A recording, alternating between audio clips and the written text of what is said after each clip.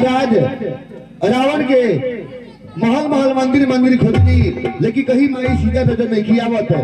हनुमान जी पहुंचने कहा राम आयुध अंकित गृह शोभा भरनी न जाई, नौ तुलसी के बिन दह देखी हरत कपिड़ाई।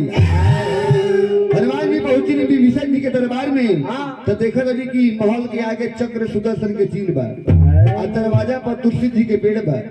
हनुमान जी कहते कि लंका निश्चर अरनी कर निवासा, अरे यहाँ का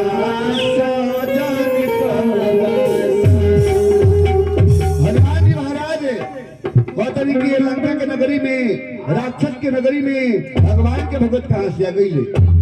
हनुमान जी महाराज अपने ब्राह्मण के रूप धारण कईनी, राम राम के सुमरन कईनी। विभीषण जी महाराज महल के अंदर से निकलनी, हनुमान जी के जुर्म हाजुर के प्रणाम कईनी। हनुमान जी से कहनी कि अरे वह के हई अरे लंका नगरी में हनुमान जी कहते कि हम राम के दूत हई, नाम हमर हनुमान हो। अरे माई सीता के खोज में हम यहाँ तक पहुंचल बाटे, लेकिन न जाने लंकापति रावण माई सीता के कहां चोरा कर रखले बाटे। विभीषण जी महाराज हनुमान जी से बोले कि हनुमान जी महाराज लंकापति रावण माई सीता के अशोक वाटिका में रखले बाटे, लेकिन वहां दिनों रात पहरा ही पहरा बा और वह पार न पाए। हनुमान जी कहनी बस खाई रुआ हमारे के आज्ञा दहल जा, बाकी सब हमारा पर छोड़ दी। हनुमान जी महाराज से विभीषण जी कहते कि हनुमान जी महाराज सुन ले बानी कि भगवान राम के दर्शन करे से पहले सबसे पहले हनुमान जी से दर्शन होला, आप करे के पड़ेला। तो हमारा हनुमान जी से दर्शन हो गई, ये बात बताओ जाओ कि भगवान राम लंका में आए कि ना आए।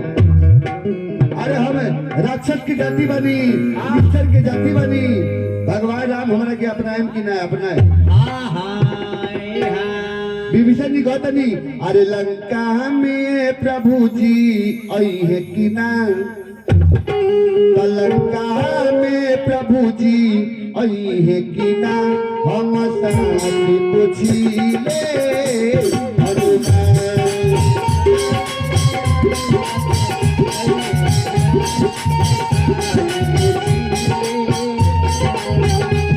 लंका में प्रभु जी आई है कि ना, हम साथी पूछी ले हनुमान।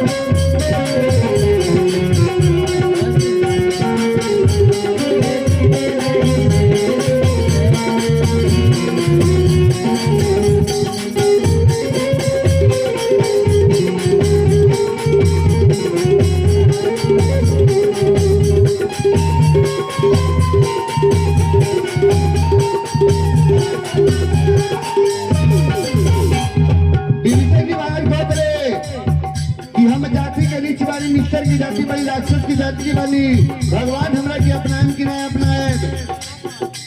हम जाति के बानी रहो प्रभु रखिए नैना दी रहो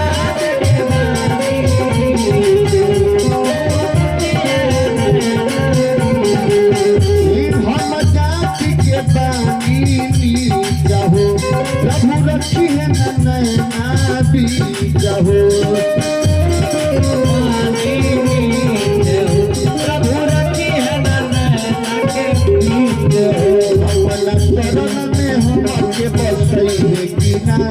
अपन शरण में हम के बसई है कि ना हम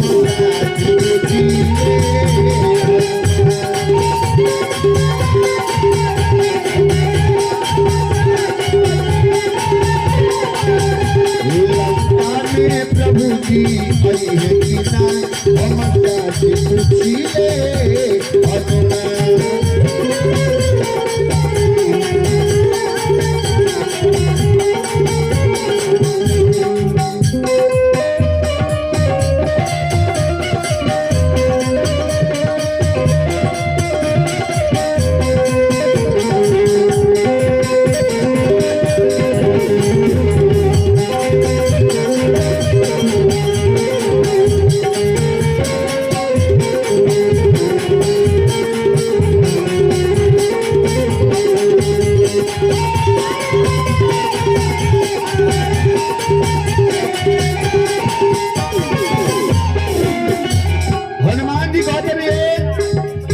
अरे भाई गलत बात नहीं। अरे जहाँ प्रेम रहेला वहाँ भगवान पहुँचे नहीं। प्रेम के भूखिया भगवान हैं। प्रेम के भूखिया हैं। जब दिल से प्रेम से भगवान की याद करेला भगवान ओकरा के जरूर अपनाई ले। अरे हमरा से मिट जाती है दुनिया में के बा। अरे बंदर के नाम सवेरे सवेरे भली दिन भर भोजन से भेज ना होई रात ले जो नाम हमारा ताही दिन मिले नाम ताही न मिले सरकार हमरा जिस जाति की भगवान हम अपने शरण में रखले बनी अपने खेत के मुरई है ये भगवान की दिल से प्रेम किससे याद करेला भगवान वहाँ पहुंचे नहीं। अब भगवान मेरे अपना में हनुमान जी कहते नहीं ये प्रभु से कहो प्रभु होवे उनके पीता हो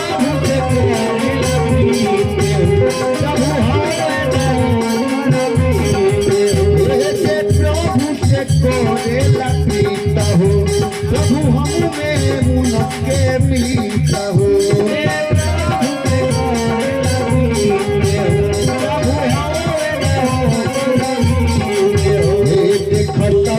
के झूठा बैर खैले कि ना देखो सबरी के झूठा बैर खैले कि ना हम से पूछिले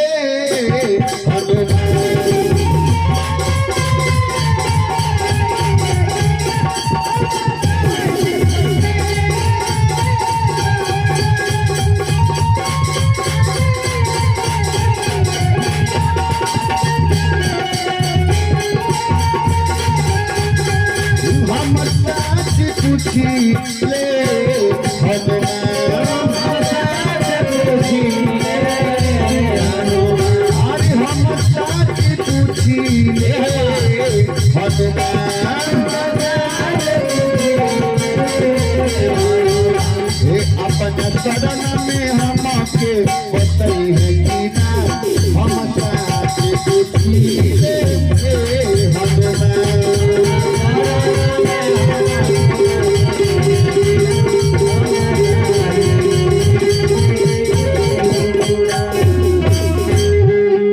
हनुमान जी महाराज विभीषण से आज्ञा लेके आगे बढ़ती